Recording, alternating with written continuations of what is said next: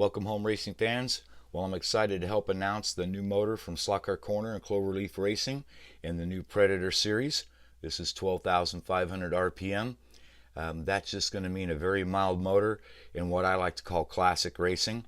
Those of you that are familiar with the Nincos, with the NC1s, the classics, how much fun we had, well, that was due mainly in part to that motor. And this one is basically a clone of the NC1, about as close as it gets. The NC1 average rating down here is like 12,700 RPM.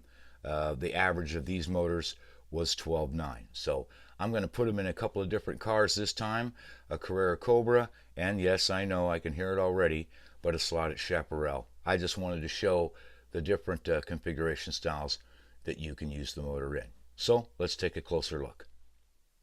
Alright, the first car we'll talk about is the Carrera Cobra. Simple inline configuration, and this is the can drive right here. As you can see, I had to trim the motor shaft off a little bit to clear the crown gear. That's not uncommon to have to do that when you're doing motor swaps on different cars. And I also trimmed off the other end of the motor, so I trimmed that shaft off so that we had no clearance problems here. You could just leave it there, a lot of people do. I just like to trim it off. This one actually had a rating of 12,810. Like I said, it had 10 different motors, so 12,875, 12.9 was the average. Alright, next up is our slotted Chaparral in the Sidewinder configuration for this motor pod, and this time it is N-bell drive. Because it has the holes in the can inside, you can easily mount the screws. As you can see here, I've used the motor screws to secure the motor because you're going to have to. It will rock. It'll move back, it'll tilt here and there and give you some movement. So you want to put these screws in here on each side to secure the motor. This one was actually rated at 12,875. So other than that, there were no installation issues. I didn't think there would be.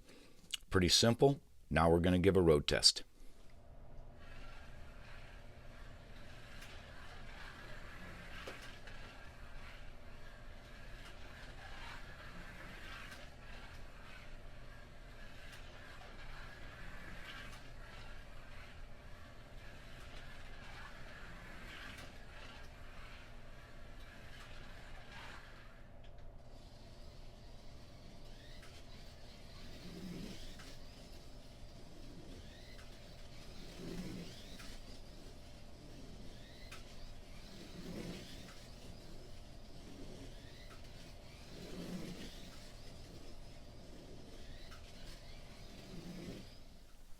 Well, there you have it. I have to tell you, both these cars are a blast to drive. This style of racing, at least to me. Nice and smooth, decent braking, and just enough RPMs. You still have to drive the car, and you can actually see it.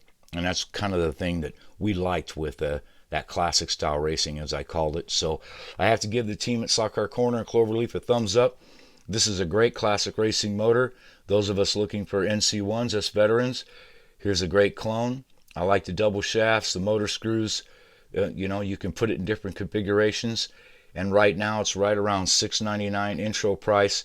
That's pretty hard to beat in our hobby. So, a slower motor like this isn't for everybody, of course. But for those of you like me that enjoy it once in a while, yeah, I got to give a thumbs up. Well done, guys.